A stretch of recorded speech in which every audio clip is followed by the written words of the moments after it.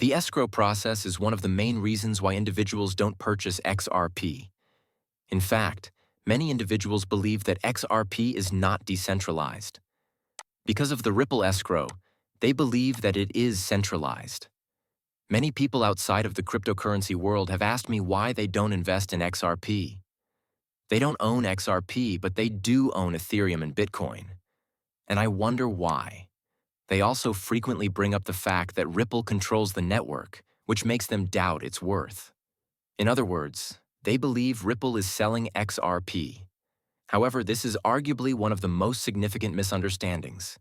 This is basically Ripple's war chest when we consider the XRP escrow.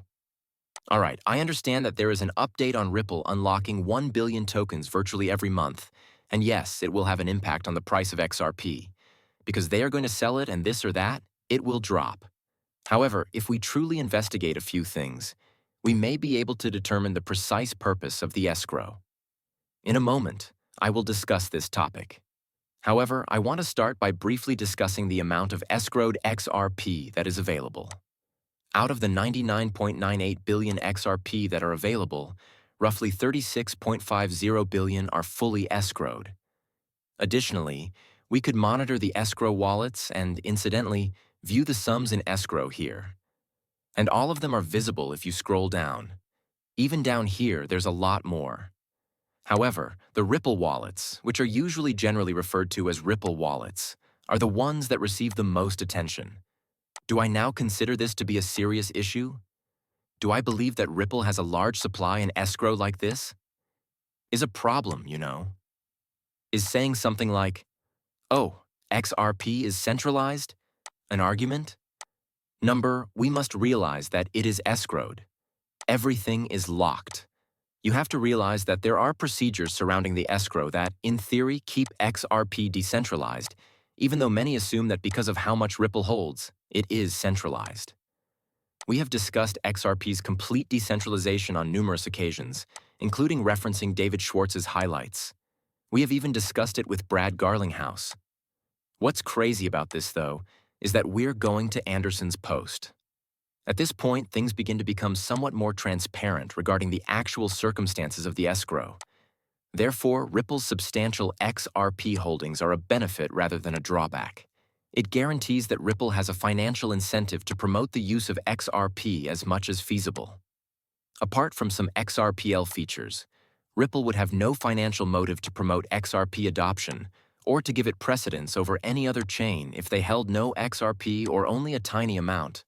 The best indicator of a person or organization promoting adoption is having substantial currency holdings. Consider Michael Saylor with Bitcoin or the Ethereum Mafia from the days of the veiled initial coin offering. Do you honestly think they would advocate for the adoption of cryptocurrencies like Ethereum and Bitcoin if they didn't own any of those? The solution is clear.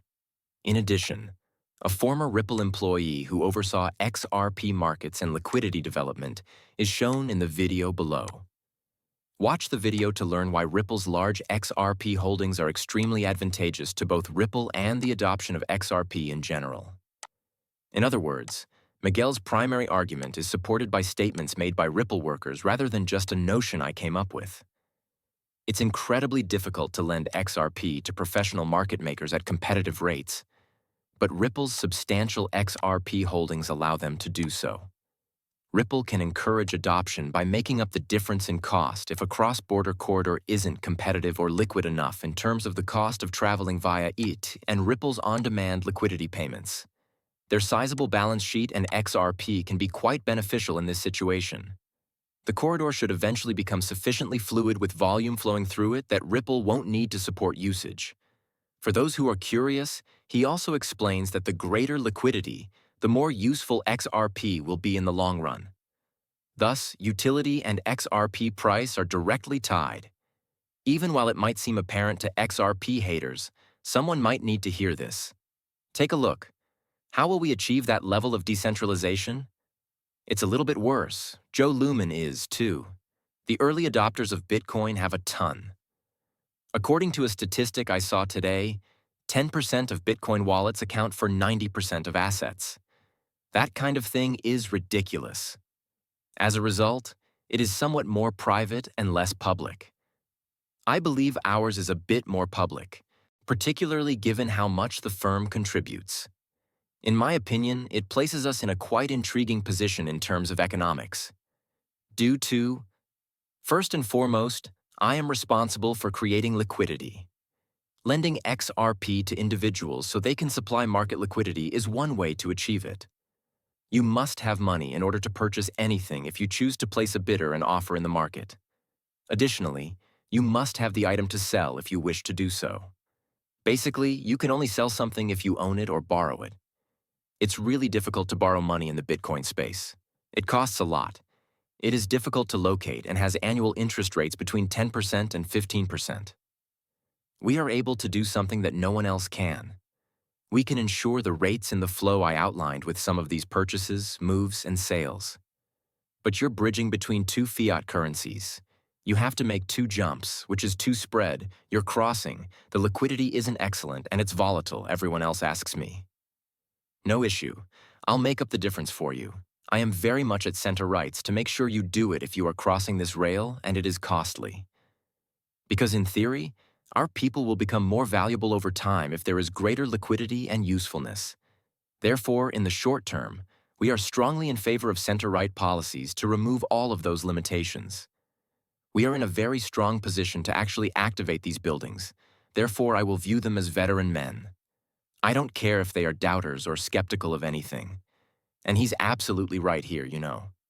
You may look at this and conclude, oh, well, 36 billion is a massive amount, even when considering decentralization. Therefore, it is completely respectable or concentrated. Not decentralized, sorry. However, by observing this and stating, 36.5 billion ripples like top holder in terms like the top 9 or 8, makes it extremely simple to get that conclusion. Thus, XRP is completely centralized. You might say the same thing about huge. Regarding Ethereum, the same might be stated.